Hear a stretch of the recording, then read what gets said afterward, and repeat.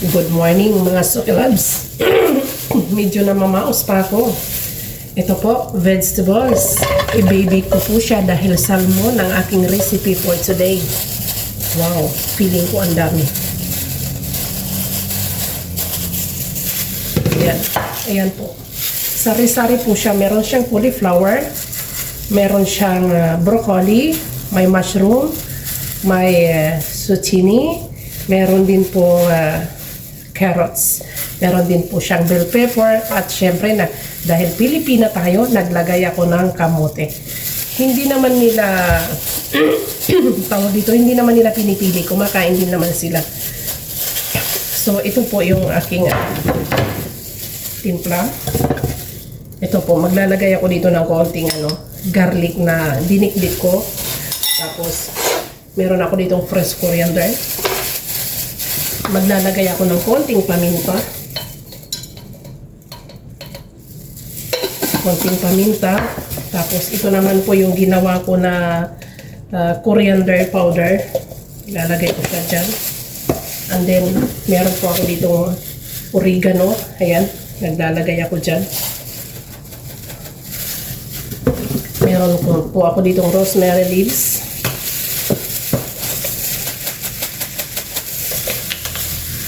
Tapos po, meron ako ditong butter. Ayan, konting butter lang. Frozen siya. Tapos, maglalagay din po ako ng olive oil.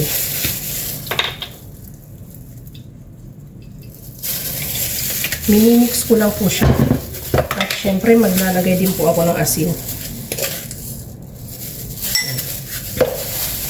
Imimix ko lang po siya. And then, yun ang ilalagay ko dito sa gulay. Pwede naman din siyang lagyan ng konting water.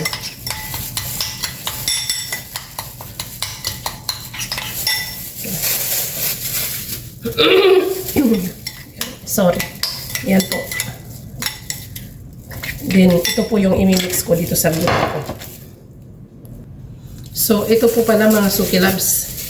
Inilipat ko siya dito sa malaking bowl kasi ang gusto ko, ma-mix po siya ng maayos bago ko po i-bake. Ayan. Ilalagay ko po siya dito. Para po kasi yung lasa is nakadikit lahat sa gulay. Kaya ganito po yung ginagawa ko. Ayan. Then ilalagay ko po siya ulit dito sa aking bowl. Ay sa aking Pyrex. Ayan po.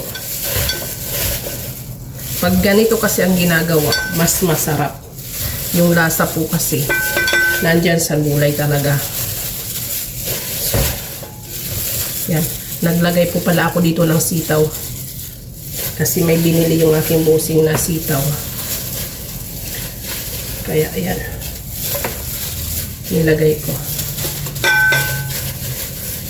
So, itong bowl ko dito, lalagyan ko ng konting tubig para isabaw ko dito ng konti sa gulay. Teka lang po, kukuha ko ng mainit na tubig.